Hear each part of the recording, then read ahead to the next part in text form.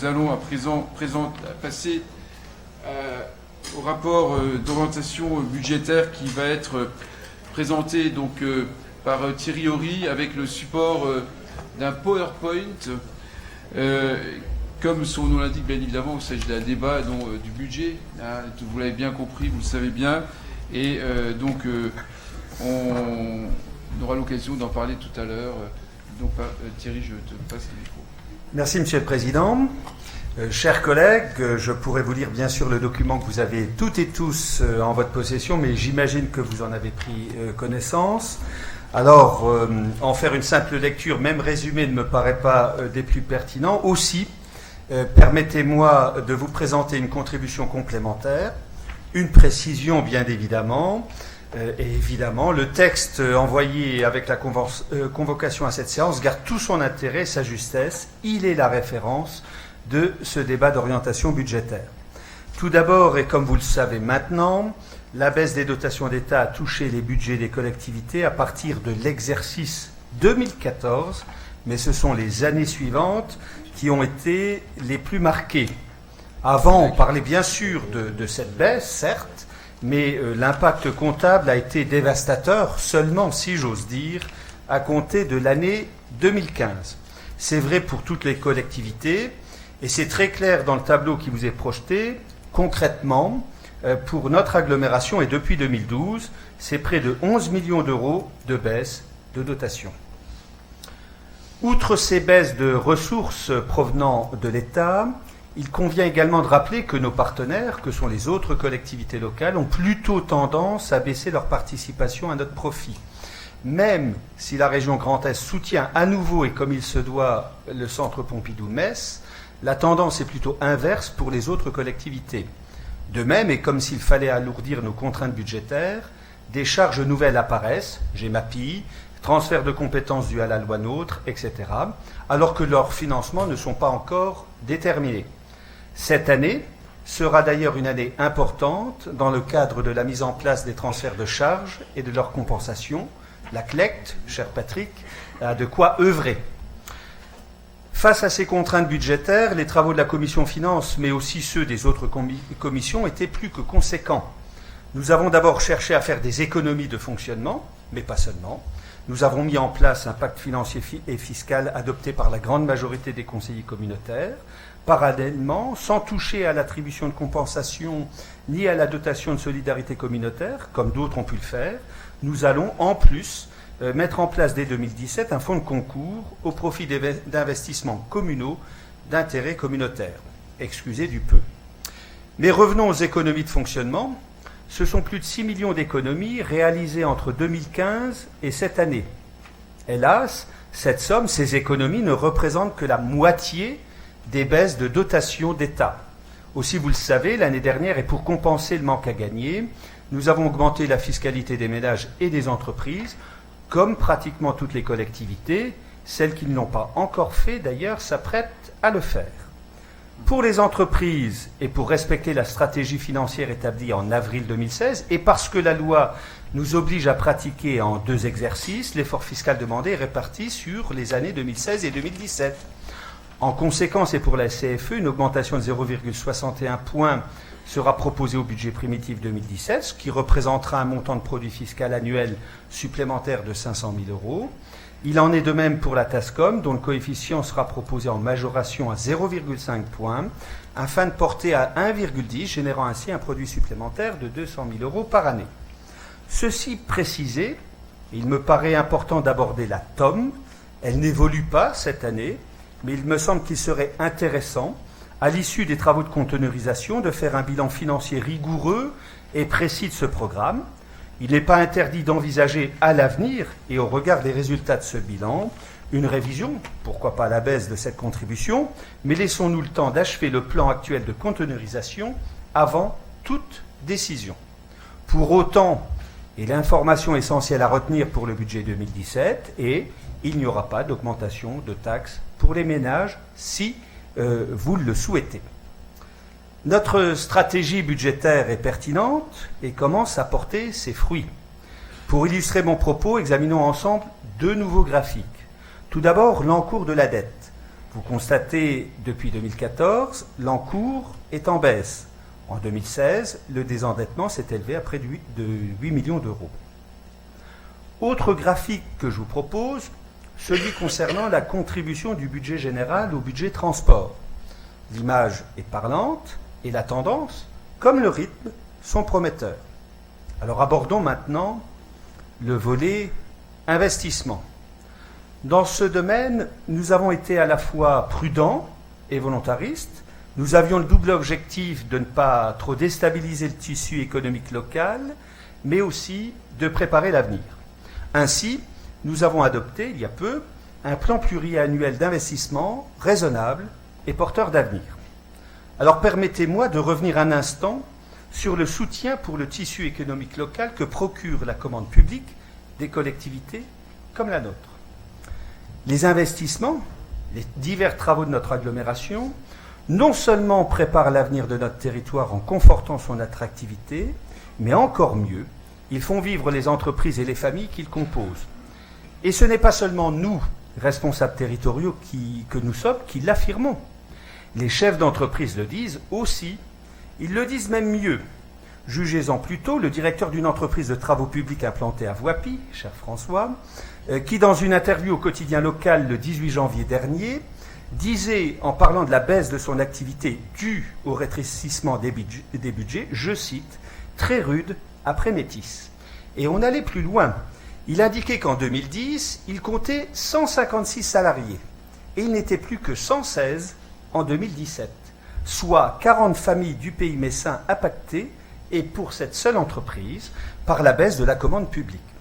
Une situation équivalente pour les nombreuses autres entreprises du secteur. Alors imaginez le nombre d'entreprises et de familles qui ont pâti de la baisse des commandes des collectivités comme la nôtre, combien d'emplois perdus pour notre territoire. Tout cela pour vous dire qu'il importe de soutenir les entreprises et donc l'emploi de nos concitoyens. Il faut dire oui aux investissements qui structurent un territoire, parce qu'on non seulement ils préparent l'avenir, mais en plus, ils font vivre les familles qui s'y trouvent. Nous avons dit oui au centre Pompidou, oui au Métis et oui au centre des congrès. Ces opérations identifient notre métropole et font vivre nos ouvriers, nos employés et nos entreprises. Eh bien, de la même manière et pour la même raison, il importe de s'interroger sur la réalisation d'un nouveau siège pour notre communauté. Bien sûr, nos collaborateurs méritent de travailler dans de meilleures conditions et de façon moins dispersée. Qui le contesterait? Ils se retrouvent sur plus de 5 sites, c'est difficilement gérable, vous en conviendrez. Mais aussi, il est important de revoir notre gestion. Les loyers des différents bâtiments que nous occupons coûtent cher et sont par définition à fond perdu. Devenir propriétaire à montant égal de charges, cela améliore la situation budgétaire, cela permet d'offrir des conditions de travail optimales à nos collaborateurs et surtout, cela participe à la relance de l'économie locale. Enfin, voir un siège proche des pouvoirs de décision de la ville-centre, cela augmente la visibilité de notre communauté et cela marque de manière symbolique notre passage en métropole. Alors ma contribution est la suivante, Monsieur le Président. Oui, nous devons être enthousiastes à l'idée de devenir prochainement une métropole, et pour ce faire, nous devons dire oui à un siège unique regroupant tous les services pour la future métropole de Metz. Merci. Merci Thierry. Comme vous pouvez, comme en effet vous le savez tous, nous avons pu bénéficier d'un interstice législatif permettant de ce passage en métropole et de faire partie de cette agglomération de France qui intègre non plus le 15 de France, mais les 22 communautés, les 22 métropoles de France. Et je pense que nous aurons l'occasion d'en parler. On voit la carte ici, d'en parler lors d'un conseil de communauté qui sera dédié spécialement dans les semaines qui viennent, après le passage à l'Assemblée nationale en dernière lecture, parce que je pense que c'est important que, à l'instar de ce que nous avons fait avec l'ensemble des maires, que je remercie, et 44 maires, ont été favorables à une décision qui nous permettait d'outrepasser le passage en communauté urbaine et d'aller directement au 1er janvier 2018 sur la métropole. Il me paraît important que nous puissions avoir évidemment dans cette enceinte un débat public sur la question de la métropolisation de Metz Métropole. Voilà, le débat est ouvert. J'ai vu une main se lever. Monsieur Lebeau, Madame Grollet, Monsieur... Attendez, Lebeau, Madame Grollet, Monsieur Scudéry, Dominicain, Monsieur Berger, Marianne Isler, Madame Sagrafena pour la petite enfance, peut-être. Non, je vous taquine, hein, c'est... Ben, elle prépare l'avenir, hein, elle a raison. Faire des enfants. Monsieur Krosner. Voilà. Monsieur Gros-Didier. Monsieur Gros. Voilà, la liste est close. Je vous demanderai simplement, si vous en êtes d'accord, d'être un tout petit peu plus court que ce que nous avons entendu jusqu'à présent. Ça me paraît important pour la dynamique et faire en sorte que personne ne se lasse des interventions qui seront sans nul doute passionnantes que nous allons entendre. Voilà. Monsieur Lebeau.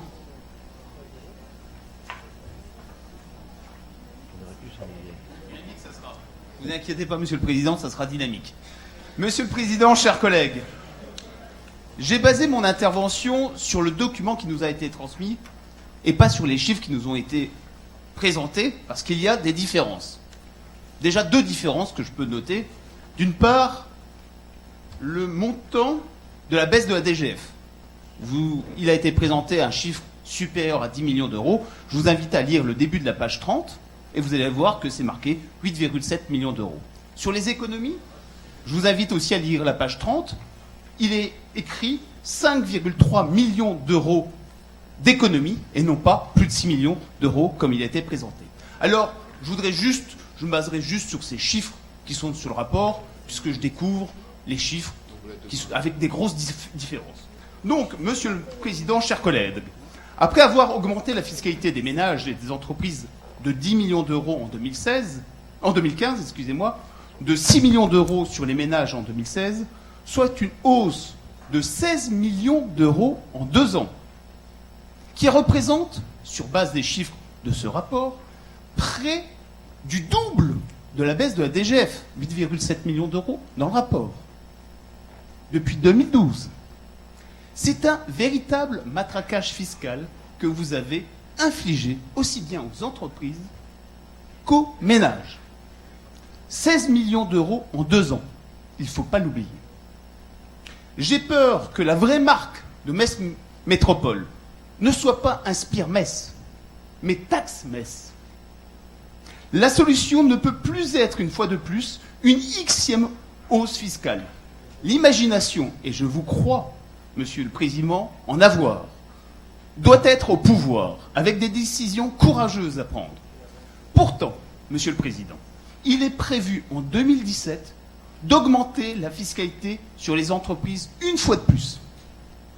0,61 points de la cotisation foncière des entreprises, ainsi qu'une majoration du coefficient multiplicateur de la taxe sur les surfaces commerciales de 0,5 points en 2017, soit 700 000 euros de plus sur les entreprises de notre territoire. Alors que les acteurs économiques connaissent d'importantes difficultés, et on a vu la présentation de l'article, est-ce bien raisonnable d'accroître la fiscalité des entreprises de notre territoire? Je ne le pense pas. Bien au contraire. Cette hausse nuit grandement à l'attractivité de nos entreprises. Et au lieu de vouloir créer de la dépense publique pour améliorer la santé de nos entreprises, je propose d'être révolutionnaire. C'est-à-dire diminuer la fiscalité, au moins la maintenir. Ça serait une révolution à Metz Métropole. Pour le budget 2017, il n'est plus question de poursuivre la recherche de nouvelles économies. Après avoir réalisé 5,3 millions d'économies, voire page 30, entre 2015 et 2016, en effet, pour le budget 2017, il est prévu une hausse des dépenses réelles de fonctionnement de 1% d'un budget sur l'autre. Alors que l'exécution budgétaire, selon le rapport qui nous est transmis, devrait se terminer avec un bénéfice de 5 millions d'euros. Alors, pourquoi encore augmenter les impôts, Monsieur le Président?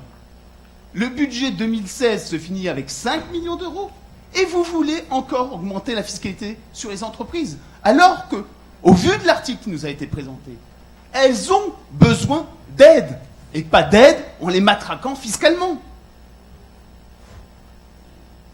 Monsieur le Président, il est possible de faire encore des économies. Les sources sont possibles. Et je vais vous donner un exemple. Metz Métropole Développement.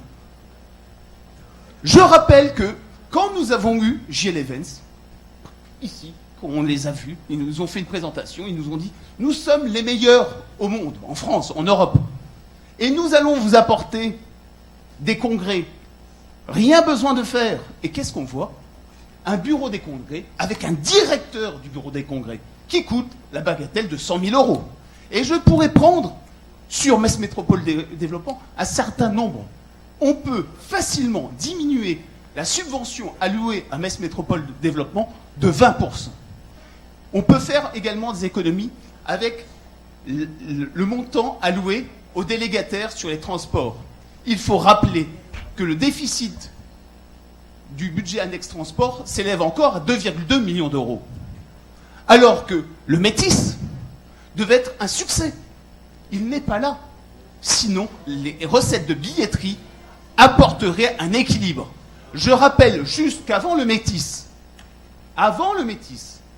le budget annexe transport était excédentaire.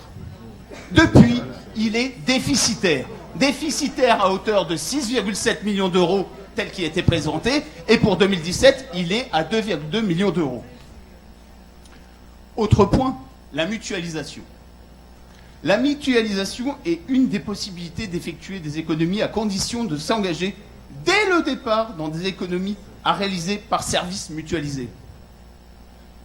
Sinon, nous allons retrouver dans la même situation que la mutualisation des systèmes d'information, avec un coût supplémentaire et des cagettes d'excuses pour expliquer pourquoi 1 plus 1 fait plus que 2, alors que ça devrait faire moins de 2.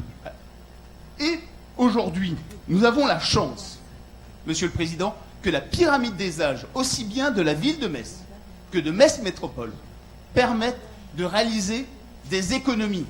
Alors je demande à ce que les schémas de mutualisation, il y ait une économie et un engagement d'économie à 3 ans. Sinon, je peux vous dire que dans 3 ans, je viendrai vous dire, eh bien encore une fois, la mutualisation a été un échec. Et j'aurai le vice-président qui me dira, Monsieur Lebeau, vous ne comprenez pas. Et il viendra avec sa cagette d'excuses, comme le maire de la Metz vient à chaque fois avec sa cagette d'excuses, expliquer pourquoi la mutualisation des systèmes d'information aboutit à dépenser plus. Alors, ayons le courage d'affirmer les économies que nous allons réaliser avec la mutualisation. Metz Métropole va encore avoir recours à l'endettement cette année, en 2017, avec un nouvel emprunt de 15 millions d'euros.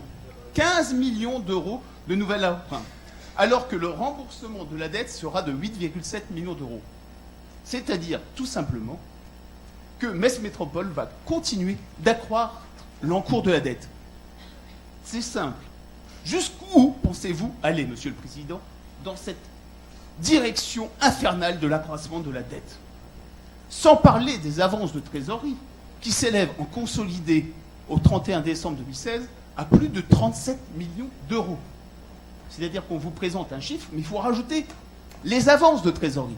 C'est-à-dire que la dette consolidée plus les avances de trésorerie, on arrive à plus de 200 millions d'euros de dette. Les données transmises dans le document font froid dans le dos au niveau de la dette. Enfin, Monsieur le Président, un grand regret, et je sais que vous y êtes pour rien, mais j'ai un regret. Que Metz Métropole n'ait pas eu la force de faire partie des 28 communautés d'agglomération qui se sont transformées en communautés urbaines ou en métropole au cours de l'année 2016, suscité un grand espoir, un grand avenir, et aurait facilité le financement aujourd'hui de notre communauté. Il y a réellement urgence, Monsieur le Président, à être plus moteur et dynamique sur ce sujet fondamental. Il est essentiel que notre communauté d'agglomération puisse se transformer en métropole au 1er janvier 2018. Nous devons tous être moteurs de ce changement. Et là également, n'ayons pas peur de nous lancer dans cette belle aventure et le cœur joyeux, car ce changement est le salut de notre territoire. Ainsi, Monsieur le Président, je vous demande solennellement, et je connais votre volonté d'aider nos entreprises. Et pour les aider, je vous demande de réaliser une pause fiscale. Il n'y a pas besoin d'augmenter les 2 taxes que vous voulez augmenter. Deuxième élément, c'est de tout mettre en œuvre, Monsieur le Président, pour que, au 1er janvier 2018, Metz Métropole, notre communauté d'agglomération, se transforme en métropole. Et un point, et le dernier point, Monsieur le Président, sur l'information que nous avons eue, la construction d'un hôtel de la métropole, je voudrais simplement qu'on renégocie d'abord le loyer. Ça a été fait. Mais je voudrais qu'on fasse un appel d'offres, qu'on puisse voir les éléments. Parce que de nous amener ça, alors que l'information n'est même pas dans le dossier, en disant on va lancer et que cet investissement n'est même pas au plan pluriannuel d'investissement, et sachant qu'on est surendetté, je pense qu'il y a peut-être d'autres priorités et qu'il y a lieu de travailler tous ensemble à renégocier sévèrement les loyers. Je vous remercie, Monsieur le Président. Juste avant de passer la parole suivante, sachez que les loyers ont été renégociés, que c'est une proposition qui a été faite par M. Horry et qu'il est, je pense, dans ce contexte-là, important que nous puissions y réfléchir parce que investir ou payer des loyers à fonds perdus, je pense qu'en bon père de famille ou en bon maire de famille, il ne nous est pas forcément interdit d'y réfléchir. Merci, Madame Grollet.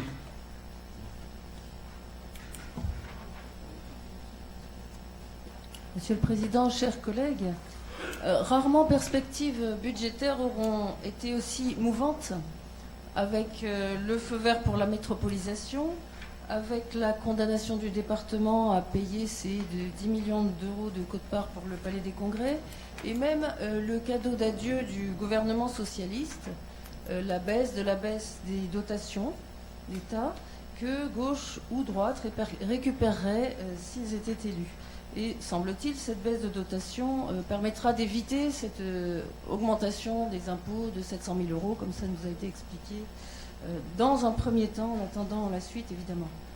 La métropolisation, elle, est présentée comme l'avenir radieux pour nos communes. Pour notre part, ce sera sans un excès d'enthousiasme ni d'illusion. En poussant l'intégration communautaire, nous allons certes enrayer un peu la baisse des dotations d'État. On se plie aux injonctions gouvernementales pour garder les moyens de nos politiques, mais combien de temps durera cette règle du jeu ? L'autre argument que l'on peut comprendre, c'est que notre agglomération resterait visible dans la course au gigantisme. Puisque la langue anglaise semble vous inspirer, je dirais que big is not necessarily beautiful. Oui, la fusion des régions alourdit notre 10 000 feuilles territoriales, c'est la réalité. On cherche les économies promises quand la nouvelle région, par exemple, crée 12 agences territoriales dans les départements, ce qui banalise encore plus la place de Metz, ex-capitale de région. On cherche aussi la rationalisation, notamment pour la compétence économique, qui est partagée entre intercommunalité et région, mais à laquelle s'accroche le président du conseil départemental en changeant le nom de son agence de développement économique pour ne pas la supprimer. Vous avez lu comme moi la lettre de diffusion de Moselle Attractivité. La manœuvre est transparente. D'après ce que nous a dit Philippe Richert vendredi en commission permanente à Strasbourg, il semble que les préfets aient pour consigne de faire respecter la loi, y compris en justice. Mais alors, la logique voudrait qu'on ne poursuive pas le département en justice pour s'être, lui, retiré du financement du Palais des Congrès. Ce projet était très contesté par une part importante de cette Assemblée que vous n'auriez pas dû négliger. Patrick Weyton, lui, a choisi de rediriger son budget vers des actions plus utiles, comme le développement économique des entreprises, je ne lui reprocherai pas. Les contribuables mosellans, eux, se souviendront que le Palais des Congrès y est pour quelque chose si leurs impôts augmentent. Et ni droite ni gauche n'auront rien à redire après avoir fait de même ici ou à Metz. Les mêmes qui étaient opposés à la loi NOTRe disent maintenant que la grande région est la formule la plus performante. C'était l'introduction des vœux de Philippe Richert à l'Arsenal sur le thème « Ensemble, on est plus fort ». On entend dire maintenant qu'avec la métropolisation, les compétences enlevées aux communes seront bien mieux exercées. Alors comprenez qu'on s'inquiète pour le budget 2017 et les suivants si on continue dans la même direction.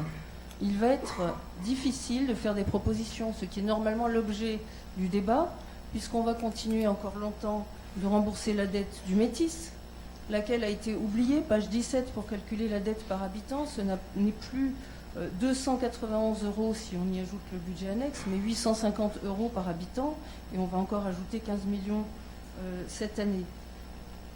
On va encore continuer aussi de subir pour une bonne partie des quartiers de Metz le développement chaotique du plan conteneurisation que nous vous demandons instamment de mieux concerter, à défaut de l'enterrer, au moins intérer les points d'apport volontaires, de payer le Palais des Congrès.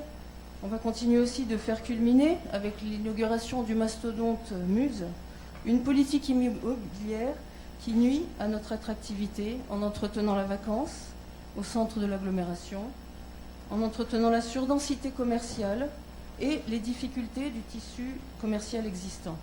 Alors j'avais l'intention de poser une question. Où en est le projet de siège de Metz Métropole à côté du Palais des Congrès, qui était prévu à 23 millions d'euros, mais la réponse est déjà arrivée et elle n'est pas satisfaisante, c'est clair. Notre marge budgétaire est en réalité plus que limitée, malgré les ponctions fiscales répétées, malgré les mutualisations et le plan d'économie, ces efforts qui sont obérés par les multiples dépenses superflues, dont celles que je viens d'évoquer, et hors compétences. Pour le siège de Metz Métropole, si seulement il n'était pas à côté du Palais des Congrès, mais s'il investissait une des multiples friches, un des multiples bâtiments que nous avons à entretenir et à revaloriser, ce serait certainement une moindre, peut-être une dépense supplémentaire, mais une meilleure gestion de père de famille. Pour conclure, il est donc urgent de réorienter cette politique budgétaire, adapter nos dépenses à nos recettes, comme le font nos concitoyens, nos communes, et ajuster nos projets à leur efficacité économique pour respecter les attentes des foyers et des entrepreneurs qui alimentent ce budget. Je vous remercie. Merci Madame. Monsieur Scudéry.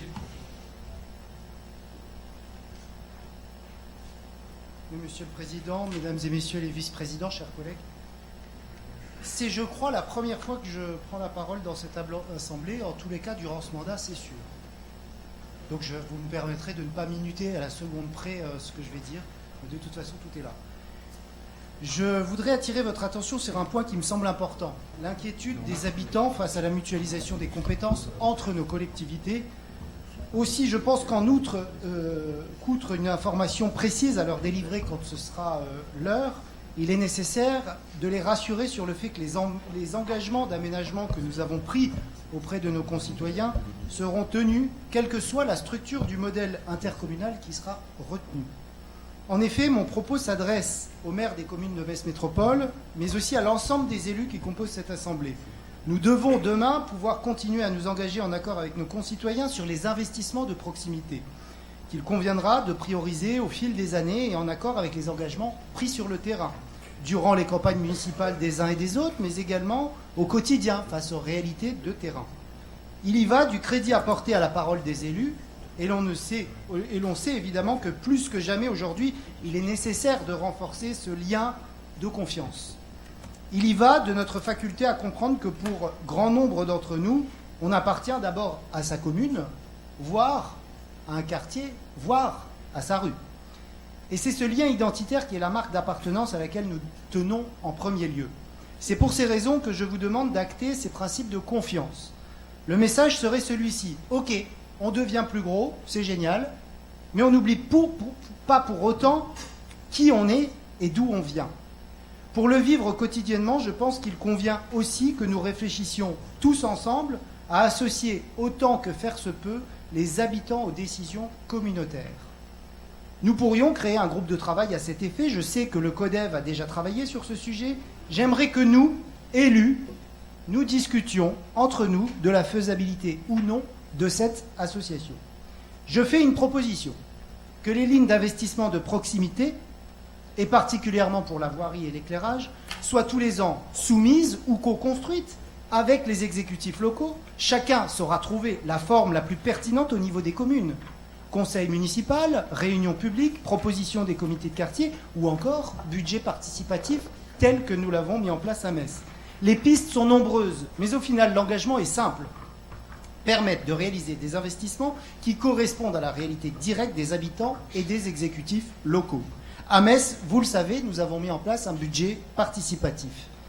Et la moitié des propositions des habitants relevaient de la voirie et de l'éclairage. Alors, comment ferons-nous demain ? À Metz, le budget participatif, ça fonctionne. Les Messins s'en sont saisis en nombre. Les collectivités sont nombreuses également à nous solliciter pour des conseils en la matière et on nous observe quant aux évolutions de ce dispositif. Nous sommes de plus en plus nombreux à mettre en place ces principes de démocratie directe. En 2008, c'est Paris et Metz qui ouvraient la voie avec leurs budgets participatifs respectifs. Aujourd'hui, nous sommes 25 collectivités. Et demain ? Vous savez, je suis intimement convaincu que dans le contexte aléatoire dans lequel nous nous trouvons, réduction des recettes, baisse des dotations, etc., il me semble plus que jamais nécessaire de partager les risques et les responsabilités de nos choix avec celles et ceux qui nous ont élus et qui, je le souligne en passant, permettent que nous ayons encore des choix à opérer grâce à l'impôt. Il y va de notre capacité, nous, exécutifs locaux, à apporter la preuve de notre écoute de nos concitoyens. N'oublions pas que demain, nous serons dans cette Assemblée également, tous élus au suffrage universel direct. J'en profite également pour saluer le travail de nos administrations respectives sur ces transferts de compétences, des DGS qui travaillent à cet avenir commun, mais également le président Jean-Luc Boll et Thierry Horry qui accompagnent l'ensemble des élus pour nous acheminer vers ce statut de métropole et cet avenir désirable, même si le terme a été un peu utilisé récemment. Je vous remercie. Merci. Monsieur Cambianica.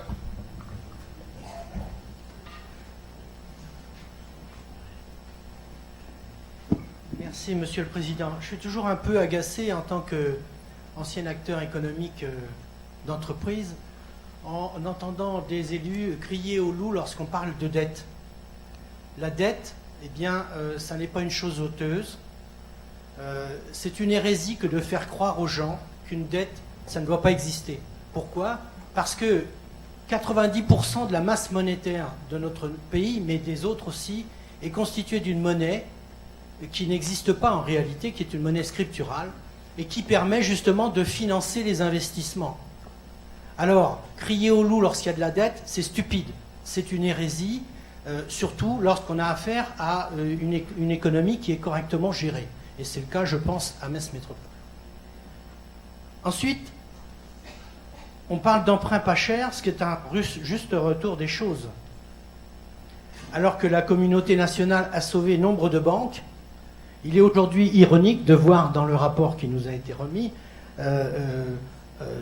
lire que les banques, elles, sont très regardantes sur les prêts qu'elles accordent aux communautés territoriales. C'est quand même fort de café. Alors, c'est d'autant plus fort de café que nous ne saisissions pas l'occasion de gérer la dette telle qu'a pu le concevoir Thierry Horry tout à l'heure, ou nous le faire entrevoir, c'est-à-dire que peut-être qu'augmenter encore un peu la dette, ça peut être vertueux si ça correspond à des investissements pour la communauté territoriale qui est porteuse d'avenir. On l'a dit, le centre de Cangray en fait partie, mais il y en a d'autres. Je pense qu'il y a des projets dans les communes rurales de notre communauté qui mériteraient des financements et des vrais financements. Je pense que j'ai évoqué tout à l'heure, lorsqu'on parlait de développement durable, le vœu de renforcer encore la politique sur le logement, sur la rénovation du logement. Je pense que ça fait partie de nos éléments d'attractivité de territoire.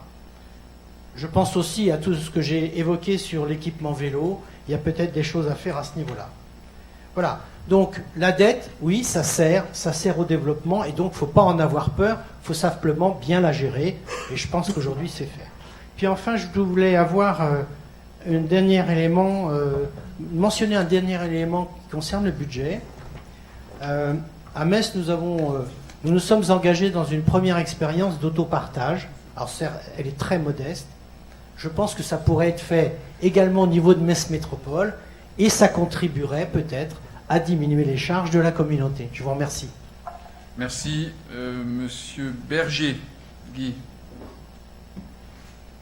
Monsieur le Président, chers et chers collègues, l'importance du passage en métropole a bien été appréhendée, au moins par ceux qui ont une vision responsable de l'avenir. Pour le réussir, nous avons un certain nombre de défis à relever dans un court laps de temps. Madame la directrice générale des services l'a rappelé récemment. Parmi ces défis, les compétences relevant du domaine énergétique me semblent primordiales au regard des enjeux à la fois stratégiques et financiers. Pour illustrer mon propos, permettez-moi une métaphore.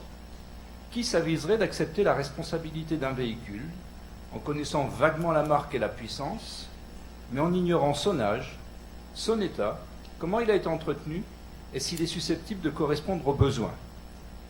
C'est pourtant ce que nous apprêtons à faire en matière de réseau à vocation énergétique. Certes, ces travaux préalables représentent un investissement conséquent, mais s'avèrent indispensables si l'on veut agir en gestionnaire. Aujourd'hui, ce genre de démarche reste novatrice, et cela permet d'obtenir des financements couvrant jusqu'à 80% de la dépense. Cette situation risque de ne pas perdurer longtemps. Notre labellisation Citergy et le plan climat-énergie territorial de qualité que nous portons nous permettent de conclure dès à présent un partenariat avec l'ADEME sous la forme d'un contrat d'objectif territorial sur une base de 200 000 € par an pendant 3 ans. Ce contrat d'objectif territorial peut donc nous aider dans l'appropriation des données énergétiques et de lancer différents programmes, dont celui de la planification. Si nous ne saisissons pas l'opportunité de gérer dès aujourd'hui, demain nous aurons à subir. Et les conséquences peuvent s'avérer considérables. C'est pourquoi je vous demande instamment de prévoir les crédits nécessaires au budget primitif 2017.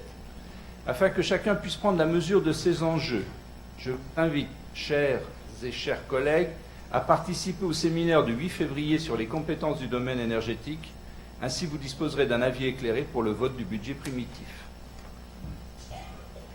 Merci Guy. Marianne Isler. Béguin.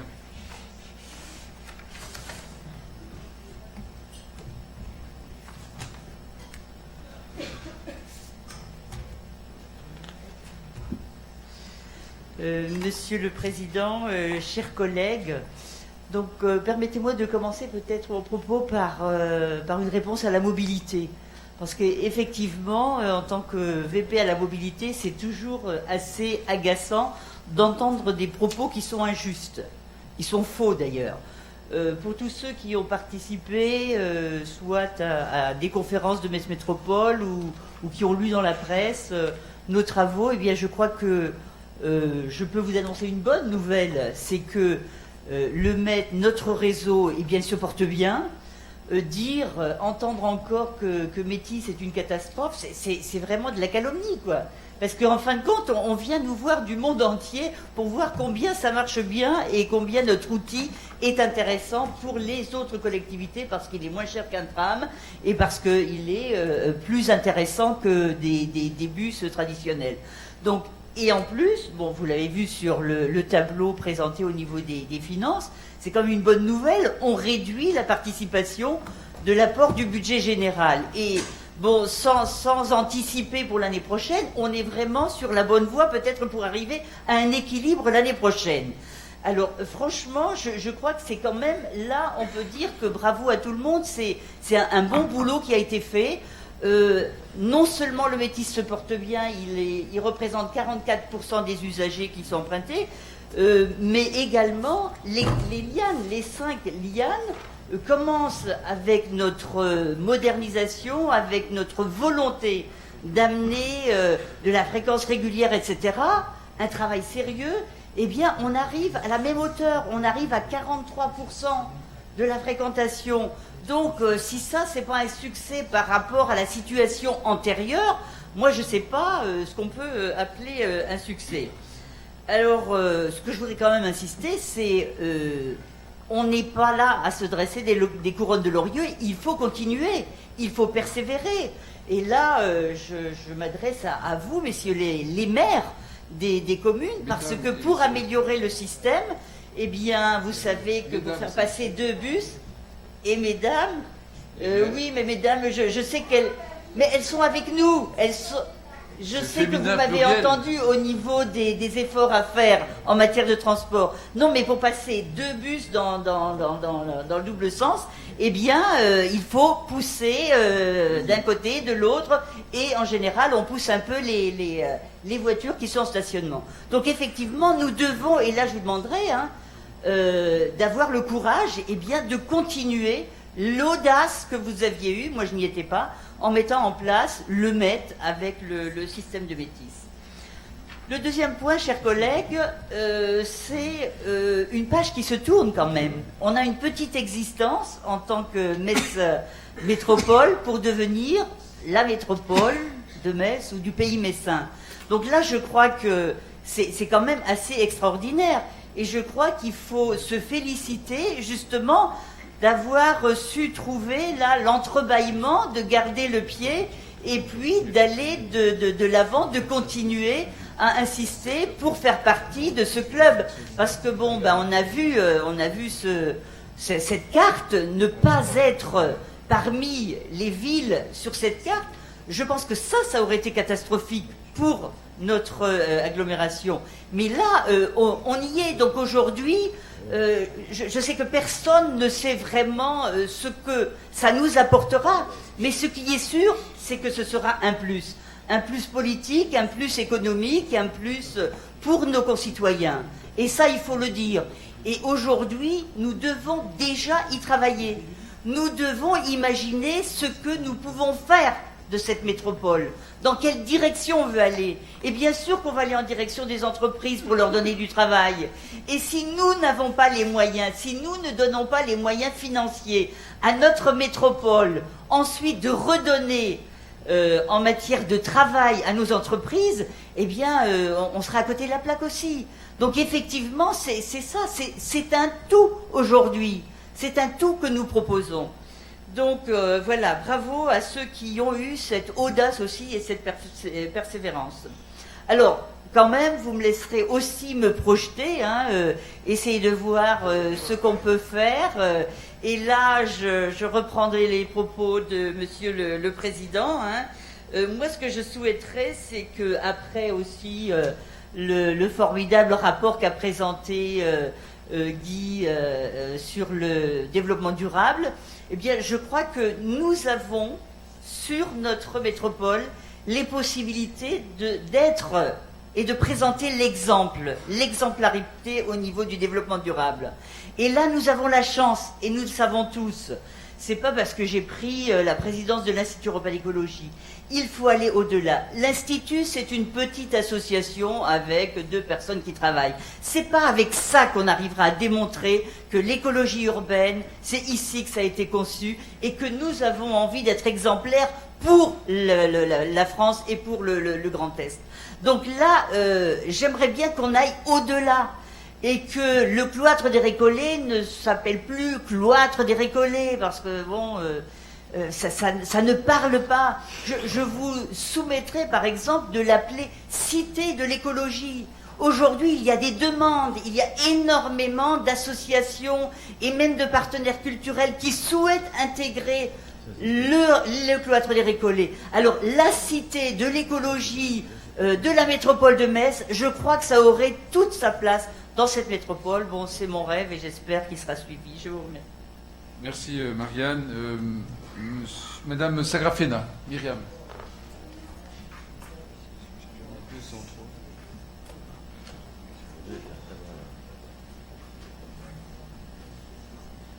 Me revoici. Alors, bien sûr, Monsieur le Président, je vais vous reparler de la petite enfance, Je vais vous reparler de la petite enfance, mais surtout de la place de l'enfant dans ce BOD. Dans ce DOB, pardon. Je me pose la question de la façon dont nous abordons la petite enfance à travers des chiffres qui répondent à une logique de compétences obligatoires que nous avons choisie, mais qui laissent peu de place, en fait, à une vraie politique petite enfance si nous voyons sous cet angle-là. Parce que si nous voyons une politique petite enfance uniquement sur le plan financier, à terme, inévitablement, nous verrons la fermeture de certaines structures. Il nous faut interroger la petite enfance, il me semble, sur un nouveau concept, celui de l'investissement social. L'investissement social, et si vous me permettez, je relirai ce qu'en dit Bruno Palier, qui est un enseignant-chercheur. Il nous parle de l'investissement social dans la petite enfance, qui reposerait en premier lieu sur la volonté de lutter contre les inégalités lorsqu'elles se créent avant qu'elles ne se creusent, c'est-à-dire dès la petite enfance. De même, Andersen a calculé que l'investissement dans la petite enfance offrait un retour sur investissement proportionnellement beaucoup plus élevé que l'investissement dans l'éducation supérieure. Investir dans des services publics de qualité et accessibles à tous pour l'accueil des jeunes enfants permettrait ainsi de développer les capacités d'apprentissage tout au long de la vie, améliorer la qualité des modes de prise en charge des enfants, accompagnement des familles, formation des assistantes maternelles, développement des modes de prise en charge collectifs de qualité, peut permettre de garantir les cadres d'une socialisation primaire et des conditions d'apprentissage sur l'avenir. Il y a là, Monsieur le Président, un schéma. Un schéma qui montre que plus on investit dans la petite enfance, plus les subventions accordées tout au long d'un parcours de vie de nos citoyens baissent. Et ça, je crois que dans un budget, il faut peut-être aussi repenser cette dynamique-là. J'ai une autre proposition aussi à vous faire, celle de l'économie partagée. Que serait une crèche sur notre territoire en la voyant dans un espace d'économie partagée? Alors bien sûr, c'est une proposition un peu précurseur des choses, mais sinon on voit la crèche que comme sur un espace où nous accueillons des enfants, effectivement, ça va nous coûter cher. Mais si nous l'imaginions sur un espace à la fois de service public avec un espace d'économie partagée, ce serait quoi? Ce serait par exemple une plateforme Drive, où nos jeunes parents, en venant chercher l'enfant, eh bien, prendraient aussi leurs courses qu'ils ont commandées sur Internet. Ce serait aussi peut-être de proposer à tout ce vivier de famille de participer à des regroupements d'achats qui concernent les couches, le lait, enfin tout ce qui grève un budget de jeune enfant. Merci de... Enfin, c'est tout ça que je vous propose, un enjeu fort, Monsieur le Président, de questionner l'investissement social, l'économie partagée quand on pense une crèche. Je vous remercie. Merci, Madame. Monsieur Krosner. Gilbert. C'est super. J'essaie d'être très court, Monsieur le Président. J'ai une petite page, donc ça va être très court. Voilà. Donc, je voudrais donc apporter quelques éléments au débat qu'on a ce soir sur les OB, qui est un excellent document.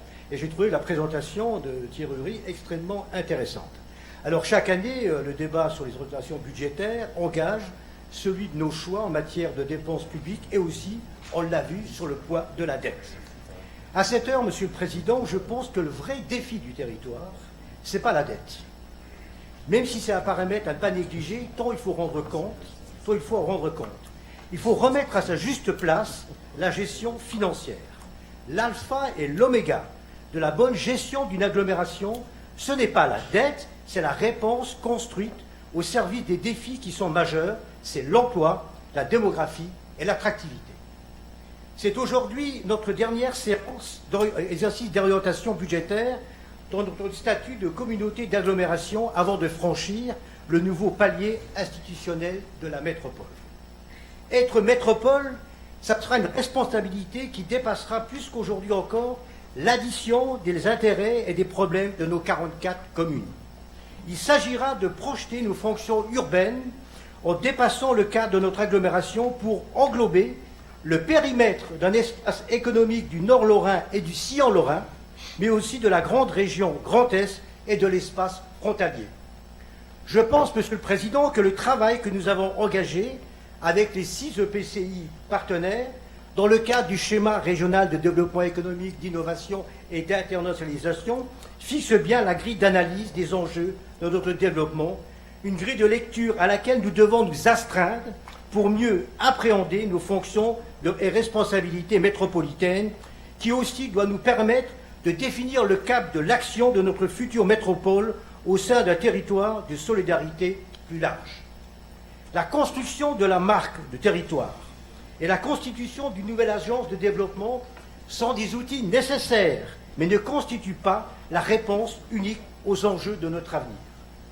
Nous avons réussi, Monsieur le Président, chers collègues, à mobiliser des moyens importants sur l'enseignement supérieur, la recherche et l'innovation. C'est une stratégie de long terme qui ne révolutionne pas d'un simple coup de baguette magique les indicateurs de notre territoire. Mais quand même, la création de quelques dizaines d'emplois de très haut niveau à l'Institut Lafayette, à l'IRT, au CEATEC sont déjà à comptabiliser à l'actif de notre engagement. Ils viennent consolider notre ADN dans notre fonction métropolitaine stratégique. Et cet après-midi, nous étions quelques-uns à assister à un événement extraordinaire quand même. L'inauguration de la plateforme Flore. Alors, plateforme Flore, c'est l'usine du futur. Et quand on dit Flore, derrière, c'est la Lorraine. Voilà. Et c'était quand même extraordinaire de voir quelques dizaines d'industriels, de voir le CEATEC, de voir la région mobilisée autour d'une plateforme qui est unique en Europe pratiquement, c'est ce qu'on nous a dit tout à l'heure. Donc c'est quand même quelque chose d'exceptionnel qui va aider au développement économique et notamment à appréhender l'usine du futur de telle manière qu'on la voit, non seulement pour les industriels, mais aussi au niveau social. Donc c'est quelque chose d'absolument important qui s'est passé aujourd'hui, et je pense que tous nous doivent être fiers de ça. C'est grâce aux actions qu'on a menées pour avoir le CEATEC sur le Technopole. À côté, sans aucun doute, des moyens supplémentaires sont à mobiliser sur notre action économique, qui demeure un des leviers majeurs de ces mêmes fonctions métropolitaines. Or, Monsieur le Président, chers collègues, c'est aujourd'hui l'action au soutien à l'économique est aujourd'hui clairement sous-dimensionnée. Voilà. En quelques mois, chers collègues, il s'est passé des choses inouïes.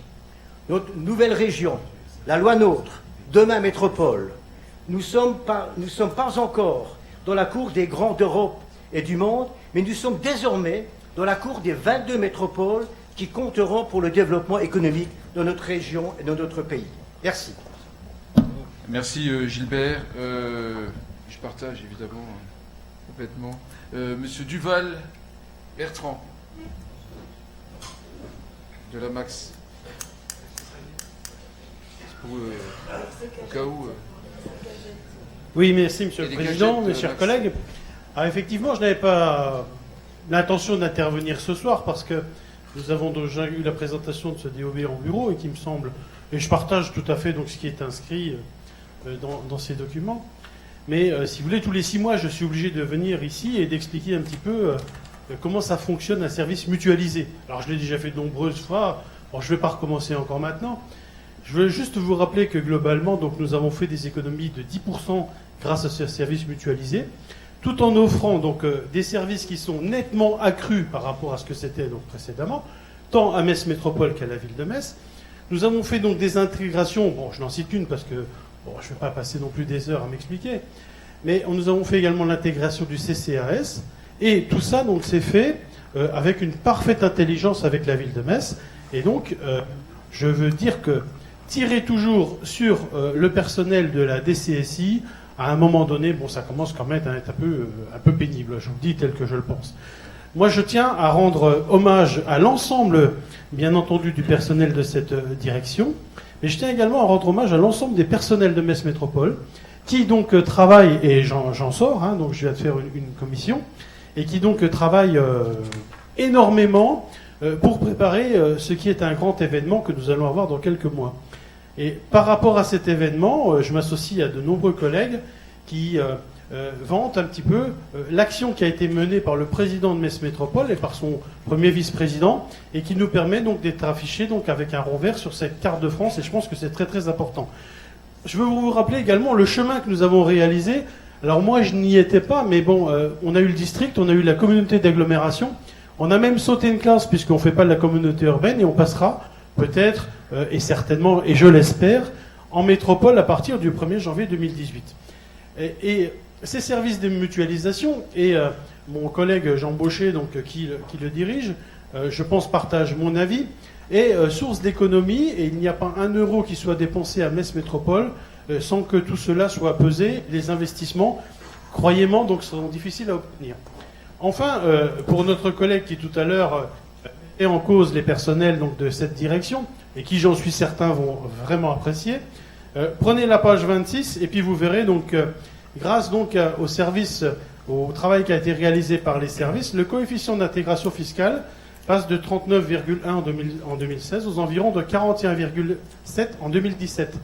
Et rien que ça, si vous voulez, va nous permettre de ralentir la dotation d'intercommunalité.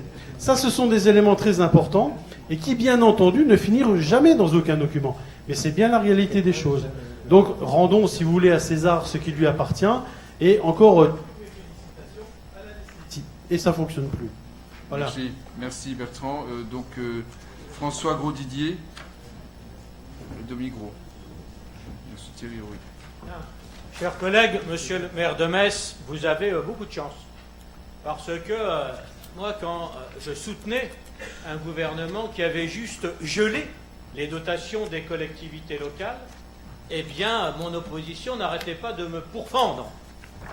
Là, vous avez la chance d'avoir une opposition, au moins pour celle que j'ai entendue, qui ne trouve rien à redire à la responsabilité du gouvernement de la baisse des dotations et qui préfère se limiter à accabler les exécutifs locaux qui tentent tant bien que mal de compenser la baisse des recettes la plus accélérée qui ait connue l'histoire des collectivités locales, et même la première qui intervient dans notre histoire, à la fois en arbitrant entre la baisse des dépenses et l'inévitable augmentation de la fiscalité locale, qui, absolument inévitable, a même été, et j'en fais le reproche au gouvernement, pensée dans une stratégie un peu machiavélique qui a consisté à baisser d'autorité les dotations comme jamais pour contraindre les collectivités à reporter la fiscalité nationale sur la fiscalité locale.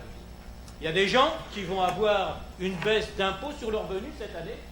Eh bien, en fait, cette baisse d'impôt sur le revenu sera payée par l'augmentation de la fiscalité locale. Alors, ça a échappé.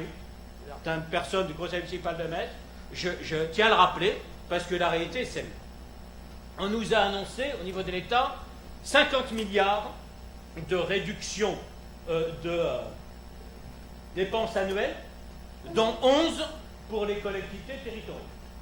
La réalité, c'est que l'État n'a pas réalisé ses 40, certains budgets ont baissé, il y a eu de nouvelles dépenses, globalement, moi qui vote, budget de la nation, les budgets des ministères n'ont pas diminué. En revanche, la baisse des dotations aux collectivités a été plus que sévère.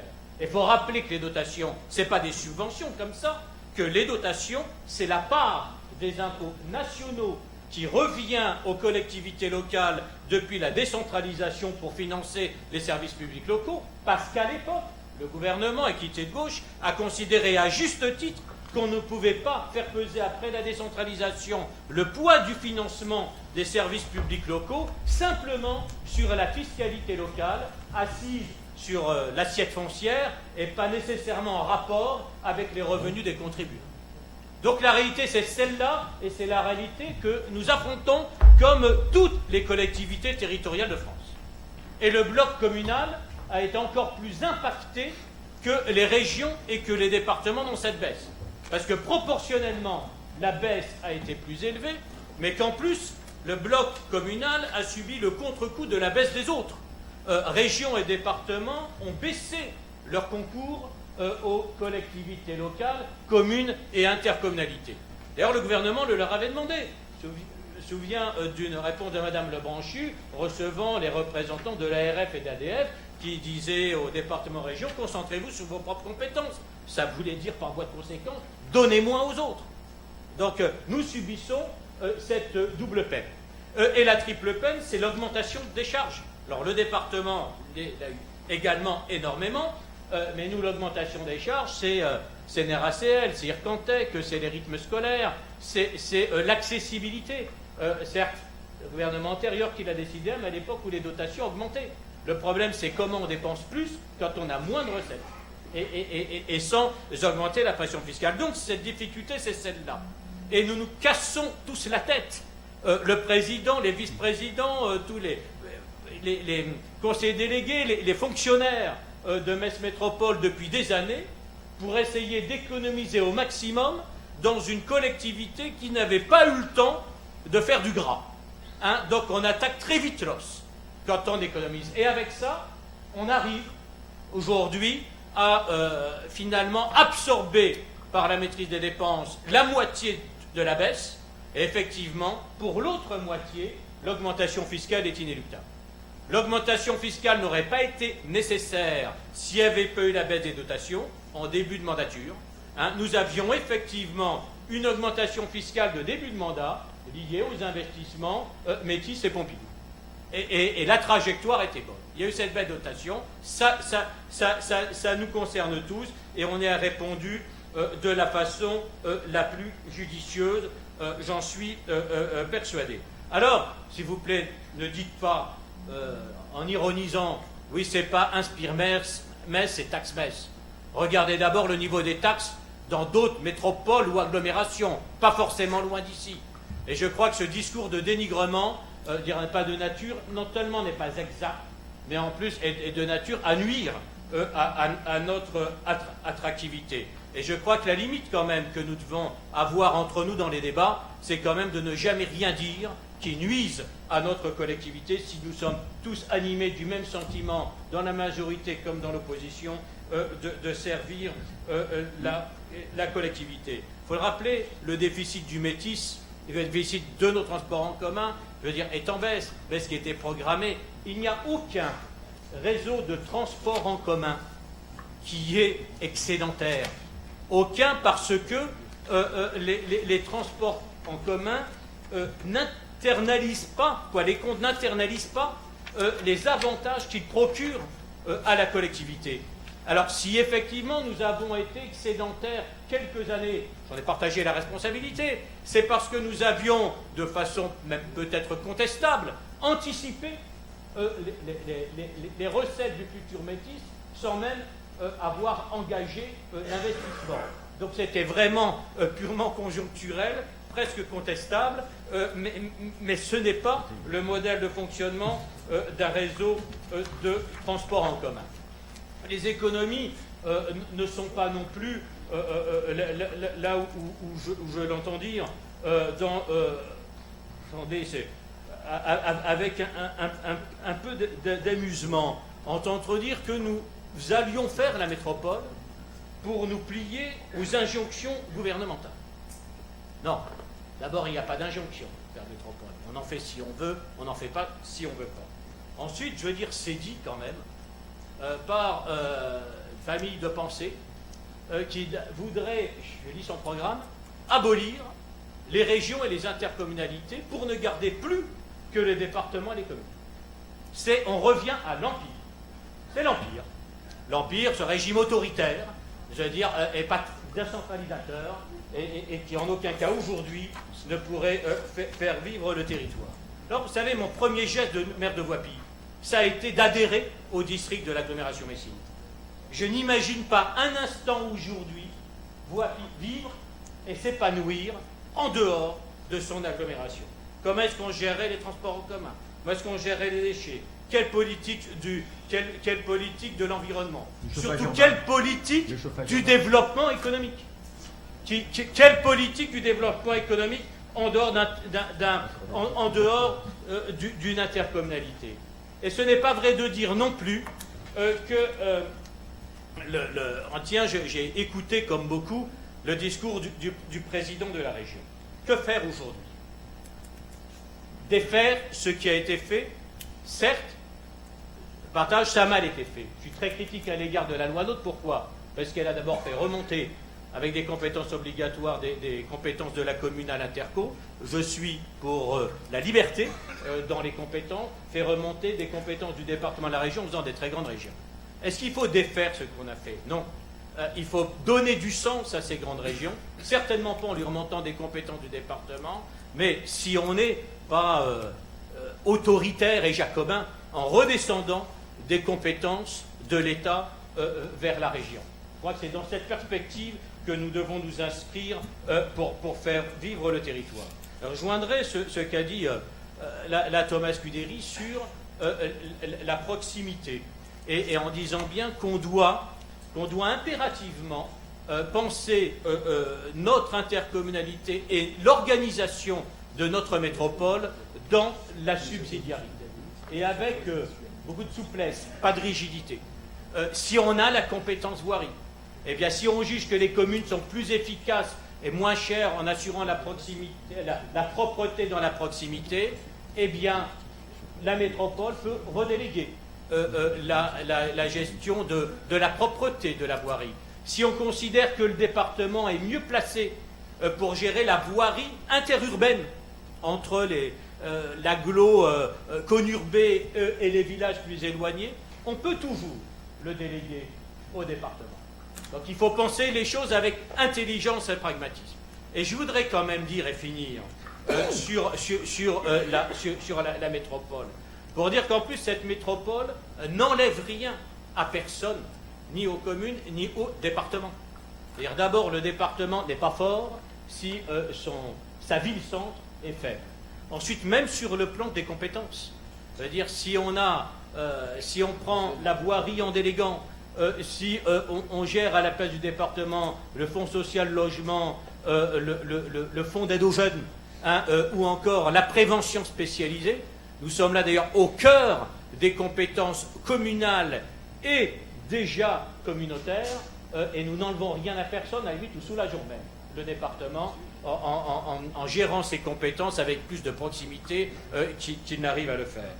Donc je crois que c'est vraiment important de le dire, et que donc nous aurons fait tous preuve d'une intelligence collective en étant capables de permettre de bâtir une métropole sans annexer, et vous savez que j'étais réservé, des territoires voisins qui n'auraient pas forcément souhaité y adhérer, qui le feront peut-être un jour. Mais je ne suis pas plus pour le retour à l'Empire, pour l'autoritarisme centralisé, que pour les annexions militaires. Voilà. Donc bien, nous pouvons faire vivre cette métropole démocratiquement, dans la subsidiarité. Metz, qui est quand même Metz est ancienne capitale de royaume quand d'autres n'étaient que capitale de duché. Metz qui était la capitale, qui était la préfecture de région. Il n'y avait pas de duché de Lorraine. Metz qui était c'était pas exactement la même époque, mais je parle sur l'histoire longue. En tout cas, nous n'avons pas toujours boxé dans la même catégorie. Voilà, et nous étions la préfecture de région. Donc, effectivement, il est important que Metz reste dans la première division des collectivités locales, qui nous permet de nous agrandir, qui permet d'élever notre point de vue, qui permet d'embrasser un large horizon, mais tout en restant bien les pieds sur terre. Merci François. Dominique Gros. Bien, Monsieur le Président, chers collègues, moi aussi j'étais, comme l'a dit tout à l'heure Gilbert Kreuzner, j'étais à la plateforme Flore du CEATEC, excusez-moi de vous le dire, à Trémery. Et je rebondis sur ce que vient de dire François Grosdidier, c'était à Trémery. Et c'est grâce à nous, futures métropoles de Metz Métropole, que ce CEATEC est là. Il est là parce qu'il est venu.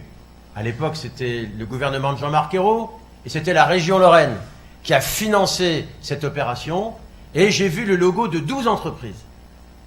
12 entreprises en train de développer les robots du futur dans des démonstrations absolument extraordinaires. Et ça, je peux vous le dire, c'est nous. Il se trouve que ça se passe à Trémery, dans un espace que je considère comme appartenant à l'agglomération Messine, on ne me fera pas changer d'idée. Ça appartient bien à l'agglomération Messine. Et d'ailleurs, le directeur de l'usine, qui nous a reçus fort gentiment, est le directeur de Metz et Trémery en même temps. Et pour alimenter en eau potable et en eau sans chlorure et sans sulfate cette usine, la ville de Metz a déployé 2 réseaux différents. Nous sommes bien donc dans la même agglomération. Et je suis fier de montrer que cette métropole, elle est déjà en marche. Aujourd'hui, on a une démonstration extraordinaire en très peu de temps. En très peu de temps. Par une volonté politique forte, on a réussi des opérations magnifiques. Et ces opérations, elles continuent dans d'autres secteurs, puisqu'il y a d'autres projets. Mais mon propos était de revenir sur qu'est-ce que nous faisons ensemble, effectivement, au moment du débat d'orientation budgétaire. Nous recherchons l'attractivité, nous recherchons l'emploi et nous voulons assurer de bons services publics. Et je voudrais m'arrêter sur un certain nombre de choses. D'abord, Metz Métropole Développement et le développement de la marque.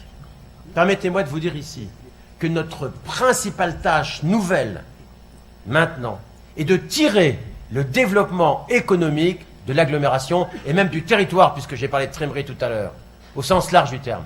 Et que si nous suivons les voies de mauvais augure et les discours comptables qui disent, j'aurais peut-être même pas dû répondre, je le dis quand même, qui disent arrêtez de faire de l'investissement dans le développement économique, diminuez les investissements sur le développement économique, ne vous embêtez pas avec une marque qui va ne servir à rien. On est exactement dans le contraire de ce que nous devons faire. C'est notre boulot. Nous devons nous occuper de l'emploi pour nos jeunes. Nous devons nous occuper de l'attractivité pour avoir la capacité à proposer des emplois ici, à attirer les entreprises. C'est notre véritable tâche. Et à cette occasion, au moment du DOB, je le dis ici, nous sommes en train de créer une agence d'attractivité de grande envergure, qui regroupera l'Office du tourisme, Metz Métropole Développement et le Bureau des congrès. Je le dis ici à ceux qui nous préparent ce budget,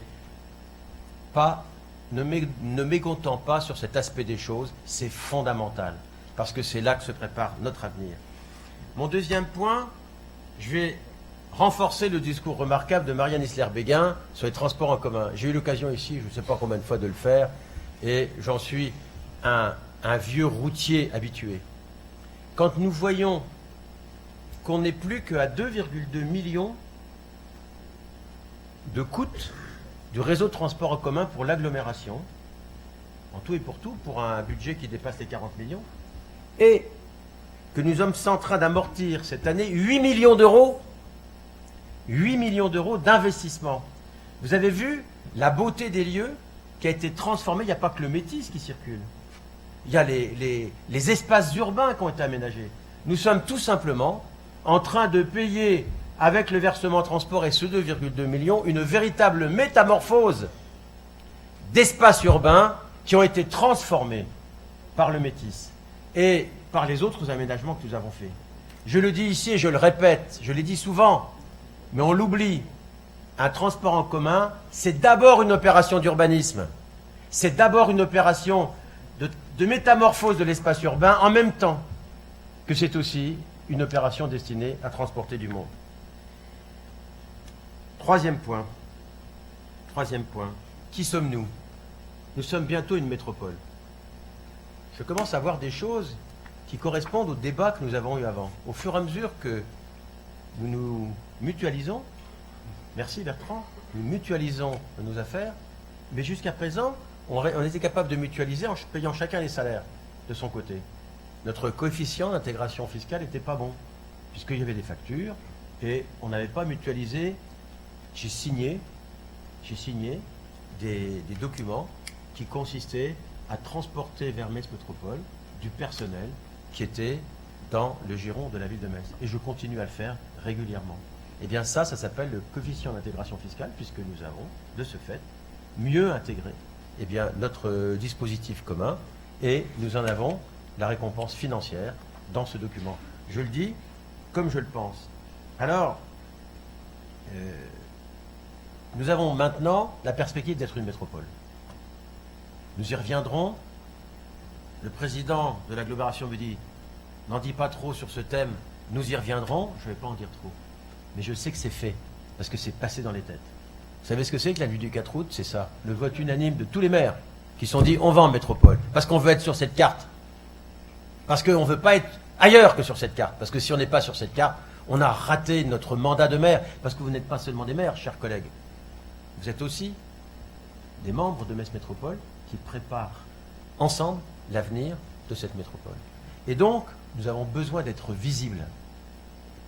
Vous prendrez le problème comme vous voudrez, mais arriver dans les locaux actuels de Metz Métropole, ça donne un coup de blues. D'abord, on ne sait pas trop où on est. C'est pas tellement visible, c'est pas tellement commode, et ce n'est pas digne. Alors, je ne veux pas me transformer en Cormontaigne, ou en maréchal de Belle-Île, en vous demandant de construire quelque chose du genre que vous avez sur la place d'Armes, où effectivement, ça en jette. Il a voulu montrer à tout le monde que la ville de Metz est une grande ville et que le royaume de France est un grand royaume. Mais il faut en faire un minimum. Il faut en faire un minimum. Ce n'est pas digne, et en plus de ça, ce n'est pas économique. Parce que quand on fait bien les additions entre les loyers qu'on paye et le service que nous avons, même en négociant les loyers, je peux vous dire une chose, cette situation n'est pas une situation d'avenir. Et je le dis pour les générations futures.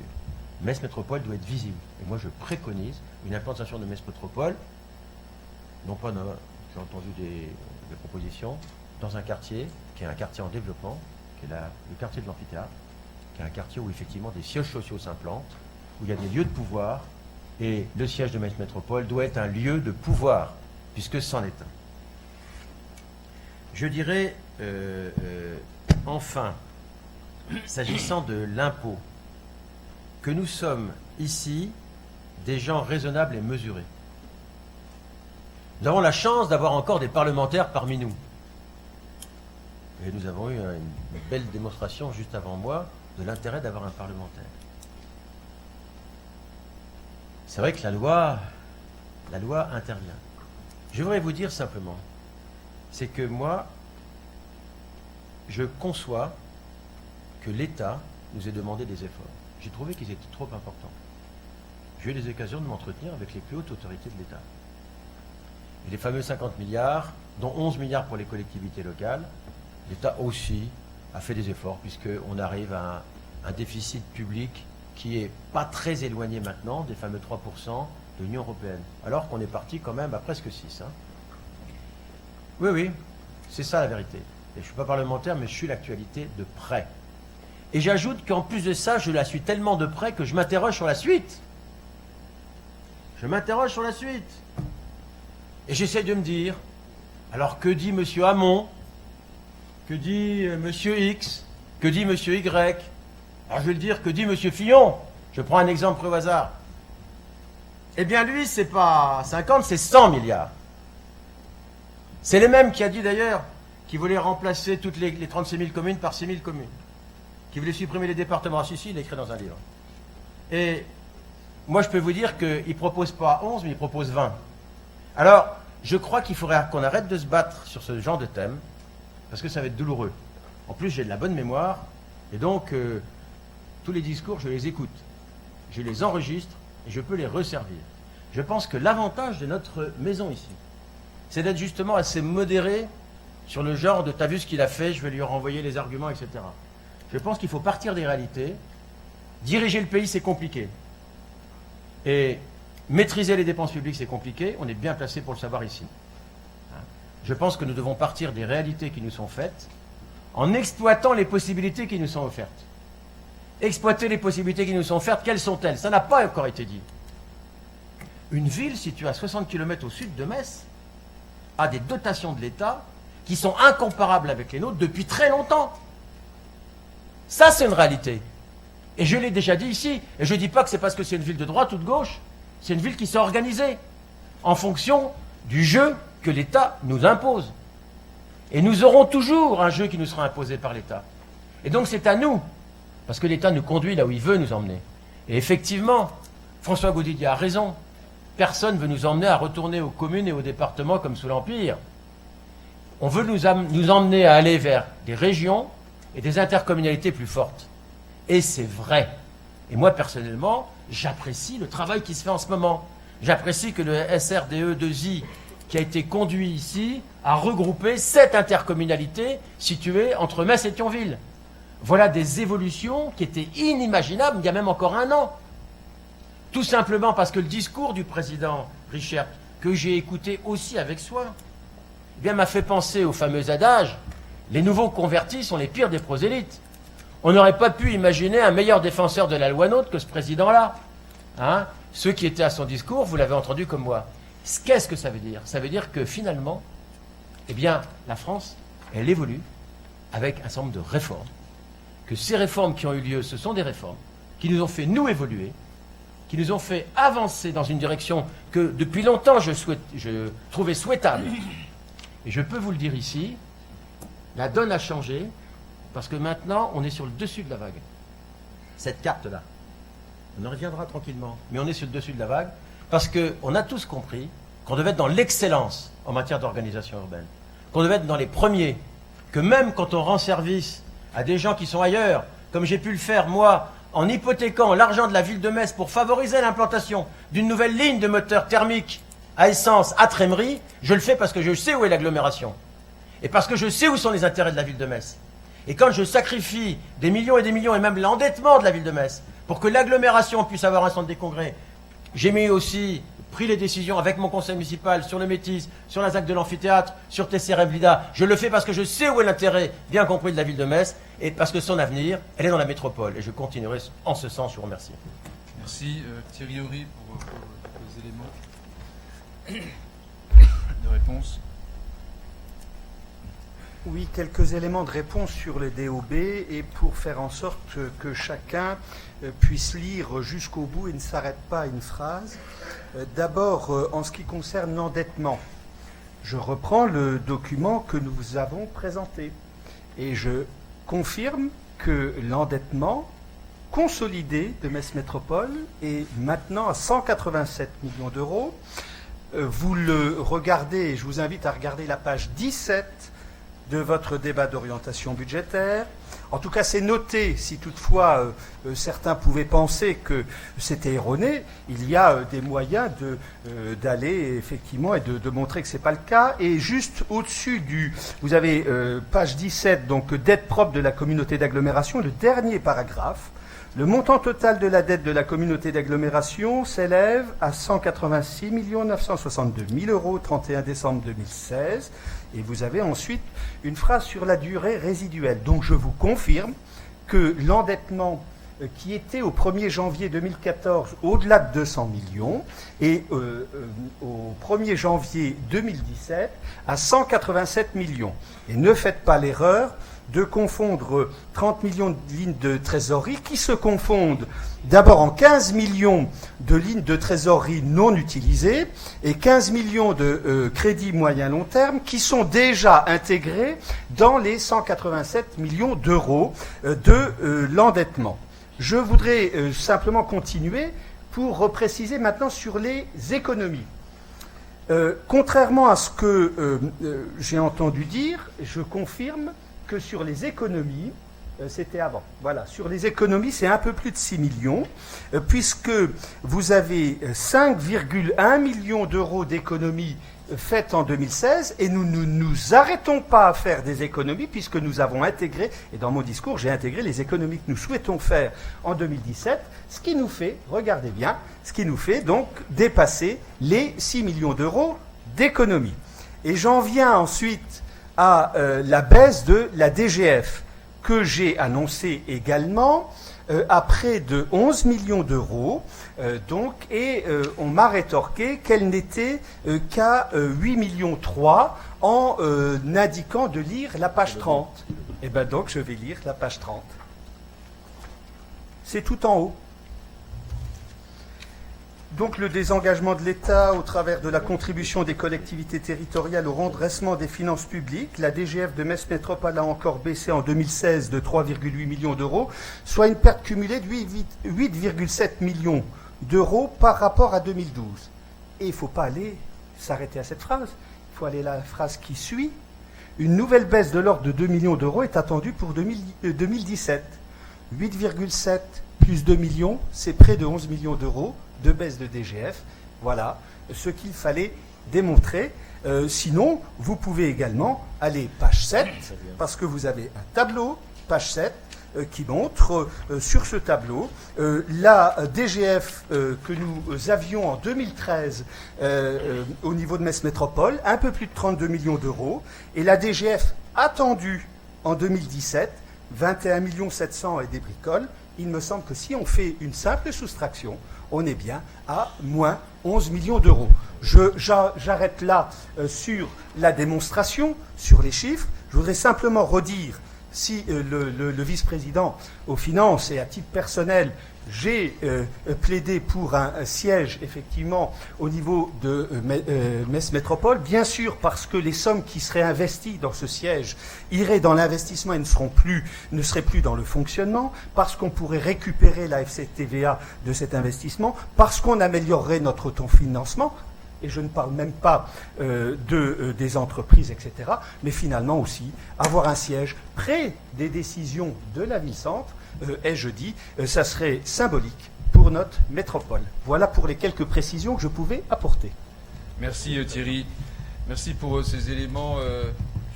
Et je voudrais, mes chers collègues, vous dire toute ma satisfaction devant la qualité des débats. On peut être d'accord ou pas d'accord, mais globalement, je dirais que chacun est sur l'essentiel. 2017, ce sera une année particulière, bien évidemment. Évidemment, il peut y avoir des élections, mais là, vous savez bien que avec un président centriste, premier vice-président socialiste, deuxième vice-président UMP, et républicain, et après des indépendants, et après une verte, et après un front de gauche, et après, voilà. Je crois que ici, nous avons fait la preuve de...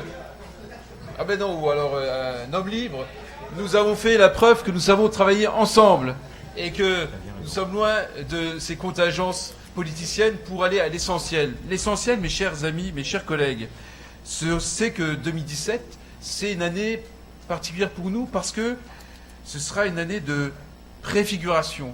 Alors évidemment, c'est pour nous et aussi pour nos services. Et la personne d'Hélène, j'ai eu l'occasion de faire lors des vœux, mais je le répète ce soir, eh bien, je voudrais vous dire que l'année va être très chargée, avec des effectifs, comme vous le savez, resserrés et denses, mais je sais que ce sera fait avec le cœur et avec la raison, et je crois que, donc par conséquent, nous avons une volonté politique, c'est une volonté qui est partagée par tous, c'est évidemment faire des économies, on continue à en faire, on essaye, on n'a jamais été, comme le disait tout à l'heure François Grosdidier, à faire du gras, mais néanmoins, nous savons désormais, nous avons un penchant vers ce type d'économie. C'est le développement économique, et je crois qu'à cet égard, c'est une ardente obligation pour nous de travailler notre attractivité, de nous doter pour cela aussi des instruments nécessaires, des outils nécessaires, productifs, créateurs d'emplois, en lien avec les entreprises. J'ai entendu beaucoup parler d'entreprises, mais les entreprises sont à nos côtés, puisque lorsque nous avons lancé Inspire MS, eh bien, ça a été porté par le tissu économique. Et lorsque nous avons prôné une métropolisation de la métropole, de Metz Métropole, et ça a été aussi soutenu par le tissu économique, et cela, il faut bien le reconnaître et s'en réjouir, car les chefs d'entreprise savent où sont nos priorités. Donc voilà, je crois que ça va être une année qui va être extrêmement complexe, extrêmement dense, parce qu'il faut continuer à porter ces politiques, à aussi absorber ces nouvelles politiques qui sont les nôtres depuis le 1er janvier 2017. Et vous le savez bien, mes chers collègues, eh bien que voilà, nous avons pris un peu d'ampleur, mais je voudrais dire, j'ai entendu dire tout à l'heure qu'il s'agissait pour nous d'être plus gros. Alors moi, je veux pas être plus gros.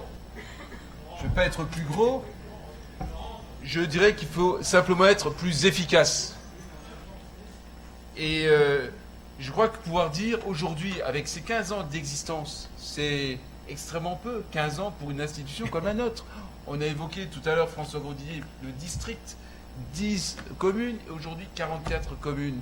avec ces prises de compétences successives dont nous sommes dotés. Et nous allons droit vers la métropole. Donc il y a cette dimension métropolitaine, ces grandes politiques que nous allons porter. Mais nous n'oublions évidemment pas d'aller à l'essentiel, c'est la gestion du quotidien, bien évidemment, mais aussi la proximité et le gage de protection de la proximité que constitue pour les communes l'intercommunalité. Et moi, j'en suis persuadé. C'est la raison pour laquelle je pense que nous aurons aussi à mettre en œuvre, Thierry l'a dit tout à l'heure et je le remercie, les fonds de concours pour les collectivités, et que nous travaillerons également dans le cadre de nos compétences sur la sectorisation et le fait d'être au plus près et dans l'action-réaction auprès de nos administrés. Et je crois que c'est important, comme nous le faisons d'ailleurs, sur la conteneurisation. J'ai entendu dire tout à l'heure que c'était mal de faire de la conteneurisation. Je suis désolé, 98% des collectivités de France font de la conteneurisation.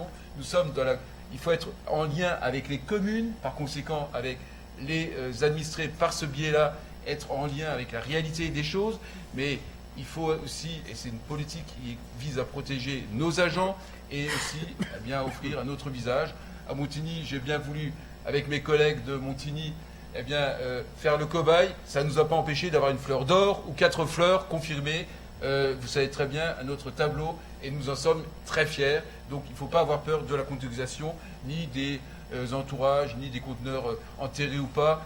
C'est adapté, et c'est du cousu humain, et je remercie là aussi, parce que c'est difficile, François Orion n'est pas là, je en remercie, mais aussi nos services au quotidien, avec les élus municipaux, d'être aux avant-postes sur cette politique de mécanisation des déchets. Donc voilà, je voudrais vous dire simplement, moi aussi, je suis comme François Grosdidier, je ne suis pas pour le retour à l'Empire, ni à la politique du pire, je suis simplement, moi, pour une politique qui reste humaine, dans une dimension d'agglomération, de métropole, et c'est ce vers quoi nous voulons tous aller, parce que c'est tout simplement le vent de l'avenir pour notre collectivité, pour notre territoire, dont nous sommes tous et toutes garants. Et ce qu'il nous faut pour tout cela, et pour terminer, c'est de la confiance, c'est de la cohérence et de la cohésion dans l'action. Merci en tout cas pour ces interventions de belle qualité que j'ai entendues ce soir. Et je vous propose de passer au point suivant. Merci.